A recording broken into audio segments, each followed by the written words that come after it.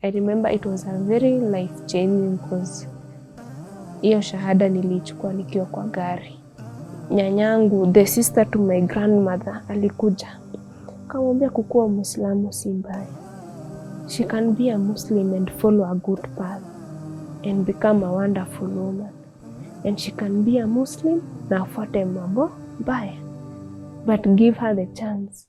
Yes, unaona yeye ako sawa. And you can see she's very prayerful. And anapenda kuongelelea mambo ya Allah sana.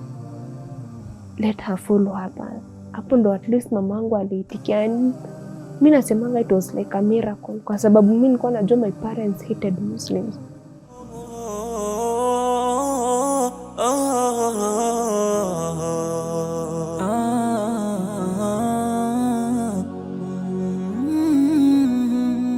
Assalamu alaikum warahmatullahi wabarakatuh. Naitwa Zainab Kamau. I was born in Nakuru, but we moved nikiwa mdogo sana. Sasa siwezi kumbuka kama kuna mahali pengine tumeishi. But penye tuna reside sahi ni pale Thika.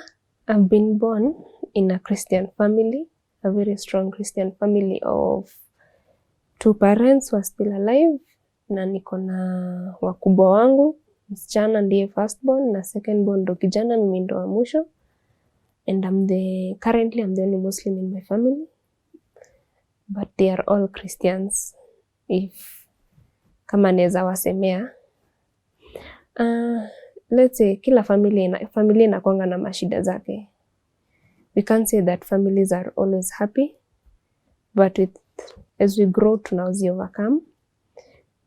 Tuna grow, siblings wana change, everybody chooses their path, and I choose my path. Ingine siwezi wasemea, but my family is Christian, but I am a very strong Muslim, but still part of that family. Nimelelewa kwa kanisa inaitwa PCA. That's the church that I grew nikienda. So atungekosa kwenda kanisa. We used to go to church every Sunday. But let's say mambo ilianza kubadilika back in 2016 uko after nimemaliza form 4. The following year, after I completed like a 3 months course in computer. Kwa bahati mbaya, let's say like I was just invited by a friend. Unajua your time you can't tell who is a good friend and who is a bad friend. I was invited by 2 boys who were my friends. Tulikuwa tunakaa for those 3 months tulikuwa tunakaa nao one desk. They invited me, wakaniambia, actually they kind of lied to me. Wakaniambia kuna kitu wanaweza taka tufanye tu kuhusiana na shule. So being new in huko nje singejua. So I followed them, nikaenda kwao. Unfortunately, obvious as a good guest, utapewa kinywaji. So unfortunately kwa hiyo kinywaji they like dragged me, but I felt wakinifanyia hizo mambo. I've never even told my parents this. That's why sina hiyo courage ya kuisema. So when I realized I was pregnant, I had to first like I had to count my days. But nasemanga I'm not usually 100% sure. That's why I rested that case if the pregnancy was my boyfriend's pregnancy then, or it happened that day. So that's why I don't usually like talking to it. I just take it as a blessing and as a lesson in my life.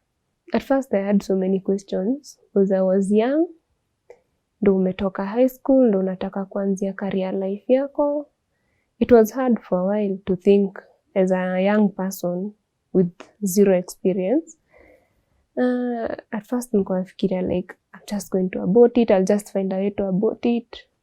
But you have nobody to communicate with. When you talk to your friends, nobody can help you. So with time I just accepted it, and I told God that if this is what you had planned, maybe you have a reason as to why you gave me this child. Friends, I lost a lot of friends. nilipoteza marafiki wengi sana. And I remember hata your time we broke up with that boyfriend, akakaa na mtoto. But one thing is my family was very supportive. Especially my father and my mom, they were very supportive.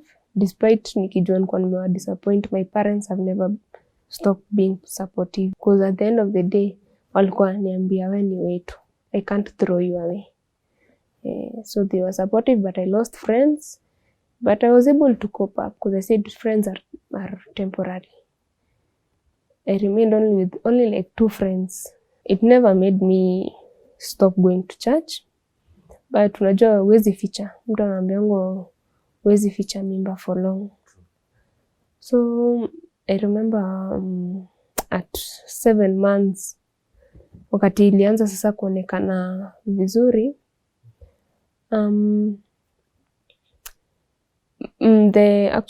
let's say the church committee, they called my mom for a meeting.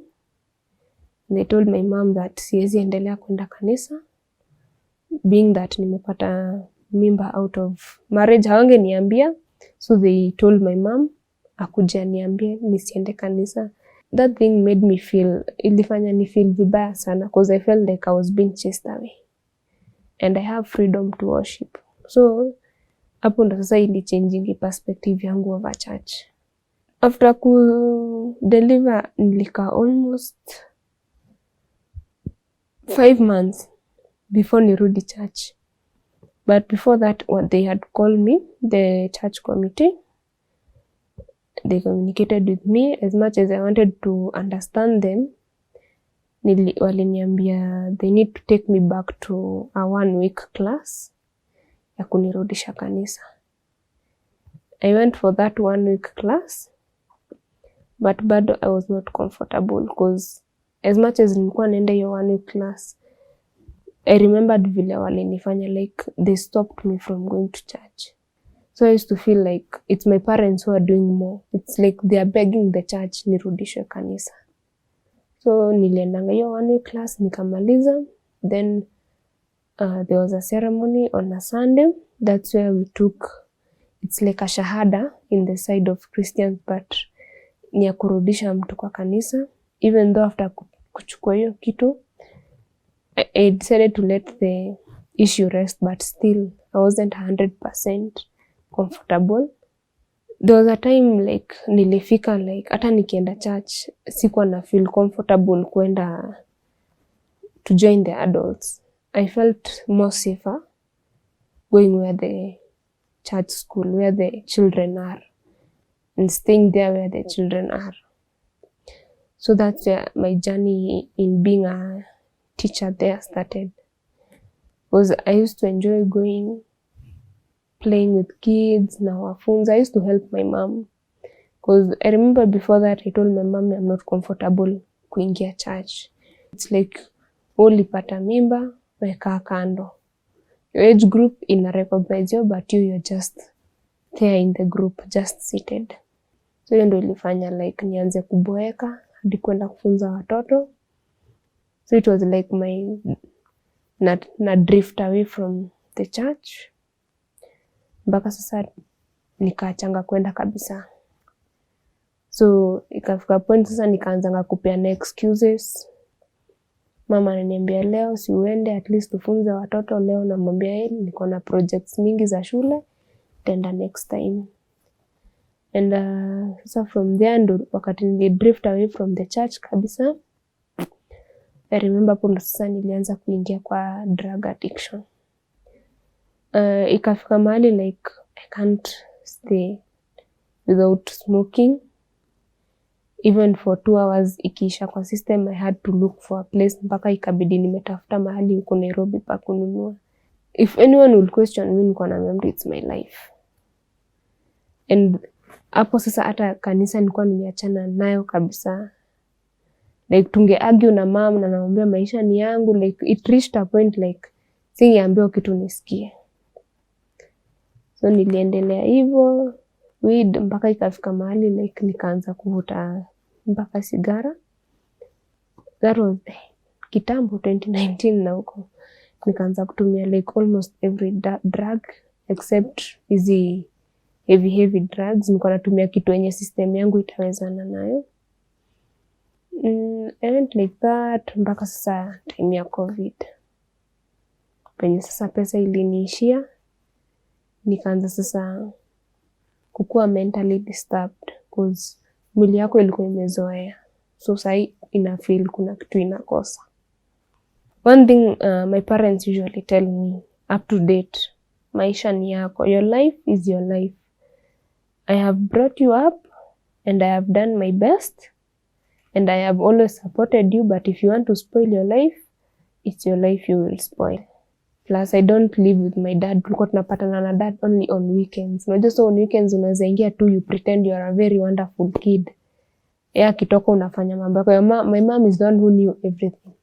But my mom hakuwa anataka communicate with my dad to disappoint him. My parents walisema tu, your life is your life. Si tumekusupport. You just remember you have a kid ahead of you. We soma tu. One thing, my dad never concentrated much with hizi vitu nafanya kando because I used to perform well in college. Na alikuwa anasikia like her work is very good na anasoma vizuri. As much as I used to do drugs, nilikuwa nafanya vitu zingine nje. Nilikuwa nakaa nikijua hapa lazima nisome. Whether I like it or not, I need to study ndio niweze kupata job poa. So utapata my mom asked me, mimi nikakataa kumsikiza. Mimi nikamwambia my life ni maisha yangu. Nilimwambia as long as I'm still studying and I'm performing well, mwache nifanye kenye naweza fanya. That's when now my mom felt like it was going. She asked help from one of her pastors, and he was a very close friend of mom. Akakuja tuka-communicate, nikaambia mom drugs haziachangu hivi. So I was trying to convince her, don't niendelee kuvuta.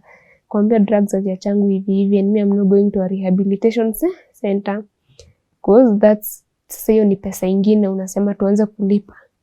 Na tuna hiyo pesa saa hii na hii COVID vile imeanza.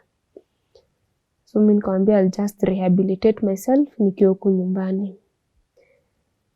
And she just requested the pastor kujange kuniangalia. Even though I knew that nilikuwa na disappoint, bado nilikuwa naendelea kuvuta. Then sando ikafika mahali like all that situation ikaanza kuleta chaos nyumbani. In terms of the peace ya familia ilikuwa inavunjika. So utapata hiyo time I never even wanted to listen to anyone. Kwa sasa nimekosa pesa. Then mama akienda hapo akose pesa yake, hata kama si mimi nimechukua, anasema ni mimi nimechukua, nimeenda kununua bangi, anasema atanitia mapolisi. It felt like ilifika mahali mpaka sasa nilikuwa naona like my parents have stopped loving me. So nikaanza kusema mimi nitatoka huku, I just want to go. Niende hata kama nitaenda kubeg in the streets, let me go. Nafika mahali sister yangu anibembeleza akaniongelesha vibaya, we fought. I remember tulifika mahali tukafight vibaya sana. Mbona akasema kila mtu aachane na mimi. Nikitaka kujiharibia maisha nijiharibie. So at that point bado naona ni sasa wameachana na mimi, ni kama sasa ni kama wananitupa, nasema amnipendi. Hakuna mtu ananisaidia na nataka kuacha kuvuta bangi, nobody is helping me. A lot happened, like ni mambo mingi ya kuvunja roho. Nilifika mahali like I have no friend, sina rafiki, sina mtu wa kuongelesha. So my phone became my best friend. Like ungenipata niko kwa simu 24/7. So there was a time I was just browsing. I browsed to IG. Then a friend of mine, let's say a past friend of mine, inboxed me. He was from Turkey. And this friend of mine inboxed me like, he was just wajua tu mtu akikuinbox tu like unaona huyu mzungu huyu nini anakuambia. He was a Muslim from Turkey. He inboxed me and he said he wanted to be my friend.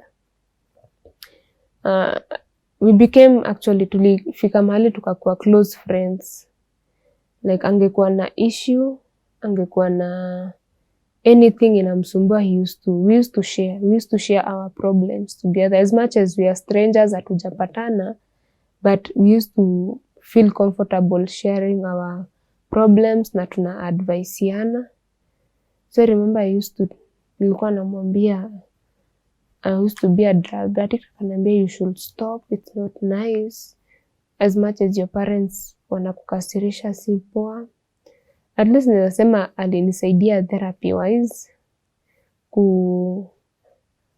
kuacha mihadarati, because he used to motivate me. As much as the situation was so hard, he used to find a way to motivate me. Ndo akaniambia like, nikamwambia me have not been feeling like at ease praying. Akaniambia have you ever tried praying like a Muslim?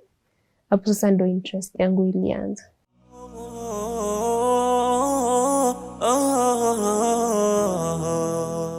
Naweza sema as much as I had that friend, hata sikumwambia I got the interest. Nilipata tu hiyo urge ya kujua like hii Muslim inakuanga na nini.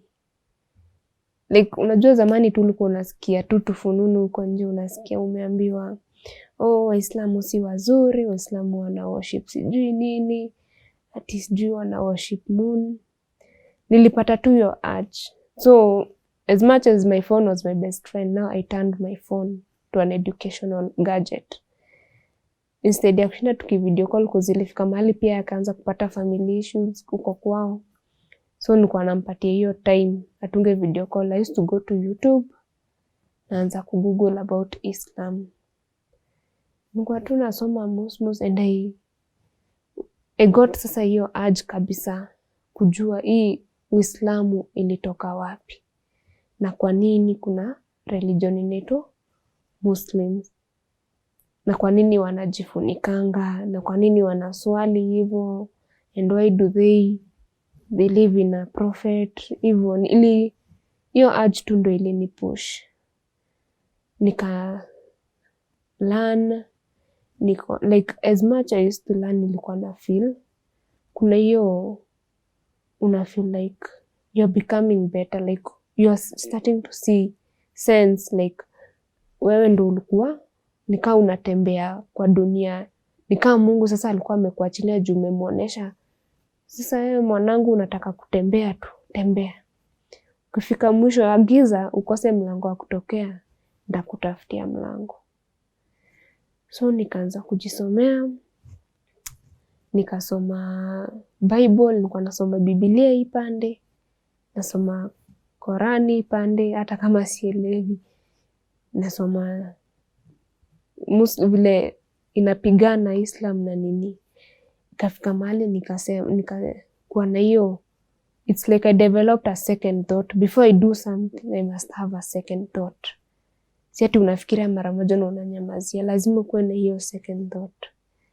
Hiyo second thought sasa ndio ilinipush. Nikasema kwa nini watu wanasemanga Uislamu ni mbaya? And these people believe in the right, like wanaamini Mungu pekee na hivyo ndio inafaa kuwa.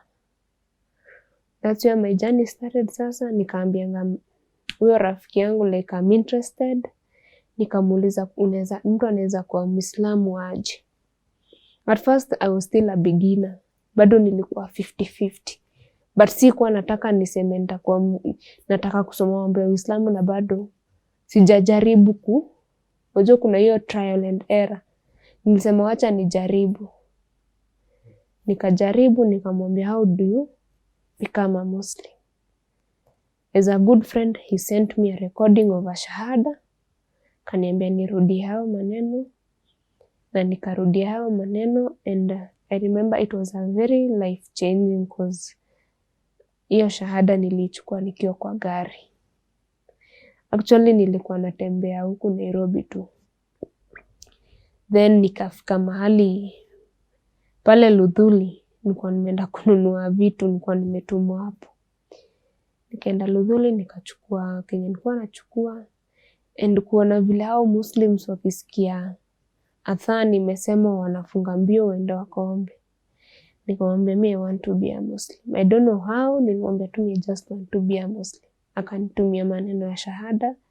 Immediately nilichukua hiyo shahada. I remember I cried nikiwa kwa gari.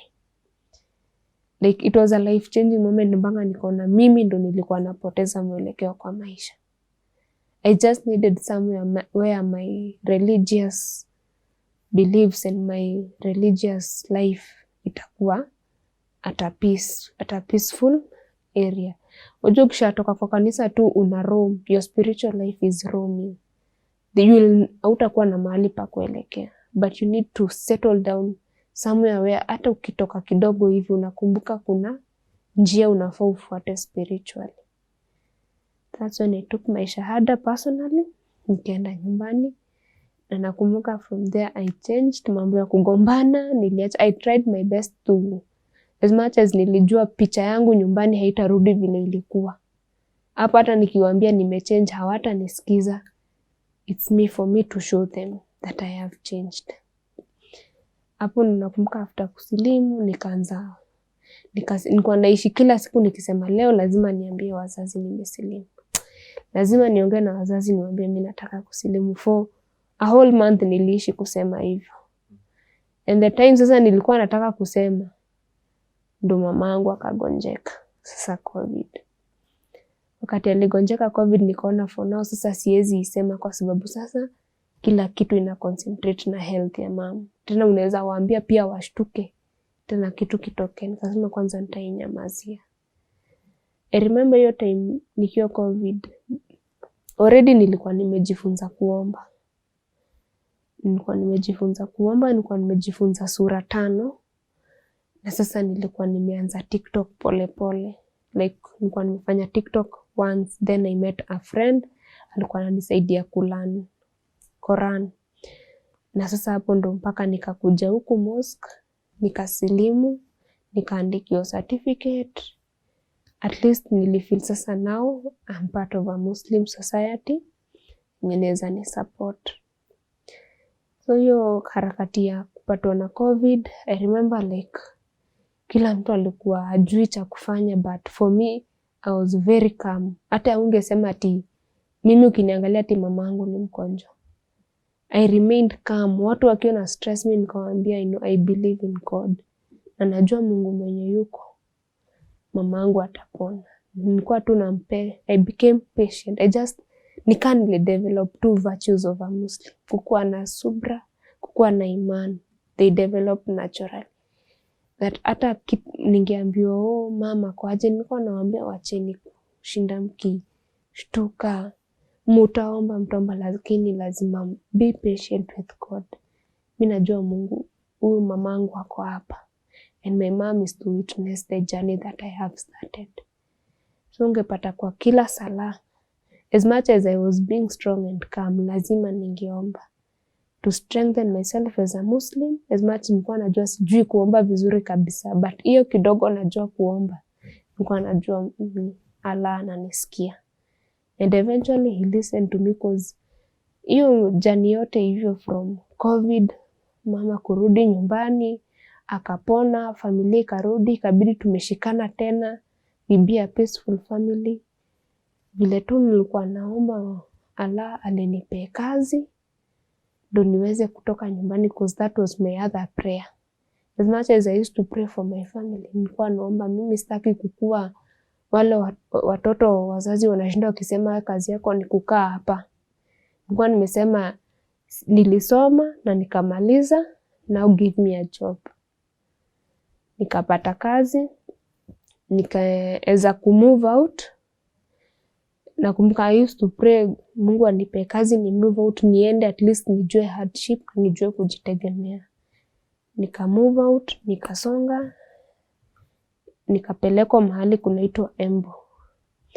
Hata wakati nilikuwa nasongeshwa I never felt comfortable because nilisikia ni kama wananitoa kwenye sasa nimesikia niko home.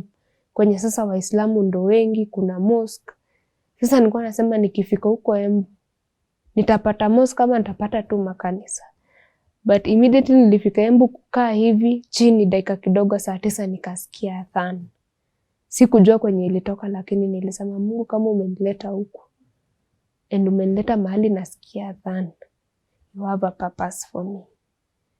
Na bado penye kila mahali Embu kuna mosque, kukue ni town, kukue ni wapi, nasikianga adhan.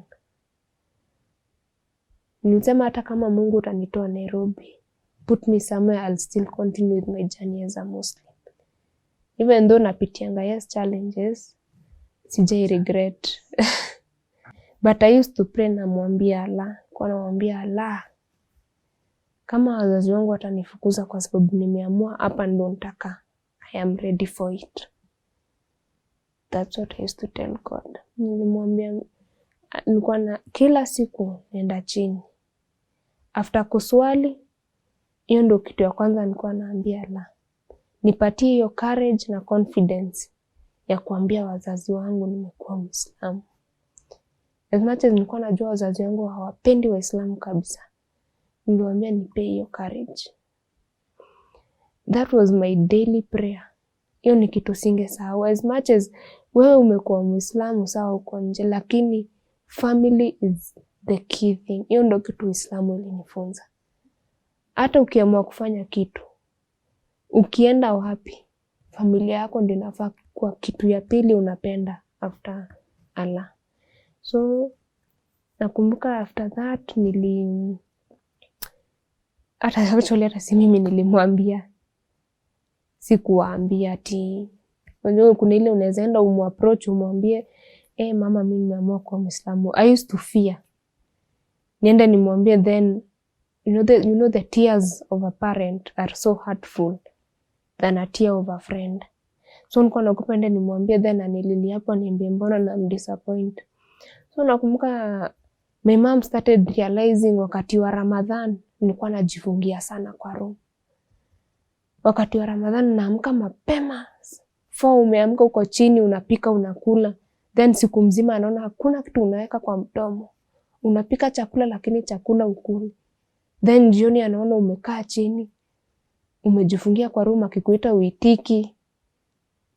Anaona unashinda ukienda bafu, unatoka. Hapo tu ndo alianza kuona kuna mabadiliko. Then anaona tu niko very focused with my life na niko si ule msichana alikuwa anamsumbua. Yani anaona this is a very calm girl, akona tu mambo yake anafanya, anasoma, anashinda na Biblia. Hiyo time nilikuwa sasa bado nasoma ndo when you're deciding to strengthen your faith, you have to strengthen. Like hadi mtu akikuuliza mbona uliamua hivi na mbona ukwenda hivi, unakaa ukijua niliamua hivi juu hapa panasema hivi lakini inafaa iende hivi. So I remember hiyo after Ramadhan imeisha, wakati wa Eid ndo nilikuwa naambia mama nataka kutoka kidogo, alafu alikuwa amenotice nimechange wear. Sikuwa nataka kuona hata nguo fupi. Sasa anaona nashinda na madera, navaa nguo najifunika kichwa nikitoka, akajua huyu mwanangu ameshasilimu. Nile sasa hakuwa na hiyo, unajua kuna ile pia mzazi anaweza taka kukuuliza lakini hataki, anangoja umwambie. Sasa ndo akaniulizanga. After that akaniambia najua wewe ni Muislamu. Ndo baadaye nakumbuka nyanyangu, the sister to my grandmother, alikuja. Akamwambia kukuwa Muislamu si mbaya. She can be a Muslim and follow a good path and become a wonderful woman. And she can be a Muslim na afuate mambo mbaya. But give her the chance. Yes, unaona yeye ako sawa. And you can see she's very prayerful and anapenda kuongelelea mambo ya Allah sana. Let her follow her path. Hapo ndo at least mamangu aliitikia. Mimi nasemanga it was like a miracle kwa sababu mimi nilikuwa najua my parents hated Muslims. But kwa hiyo mapenzi yenye ilibidi nirudi kwa Mungu and I loved God. My parents accepted me. My family accepted me. Hata brother yangu waleo anaambianga watu, sister yangu ni Muislamu. Mama yangu mwenyewe siku hizi ni ananisupport. Ananinunulia mpaka nguo, mpaka scarves. Akienda Mombasa ananiletea manguo. Mwenye tu najua hajai accept ni sister yangu. But nilisema whether she likes it or not, she'll accept it. I thank my family for supporting me, especially my father and my mother. Kila kitu nafanyanga kwa maisha naangalianga like these are people I want to take care of. Kwa sababu as much as nimewa disappoint sana once in my life, this is the only opportunity I can take. Hii time yenye wako alive kurudisha thanks to them, and I love them so much. Na waendelee kunisupport as much as I know the life is not perfect. But nikikaa hapo nikijua niko na wazazi wananisupport, inanisaidianga kupush harder in my life. My general message to people out there ni ati I know so many people will watch this na waseme huyu amefanya tu interview, yes, but let me tell you one thing, in this life whether you go mbele ama uende nyuma, God is the governor of your life. Unafaa ukae chini ujue maisha yako ni Mungu alikupe. Amekupe utembee nayo, lakini yeye ndo anaigovern. Let him handle your life and let him show you the path.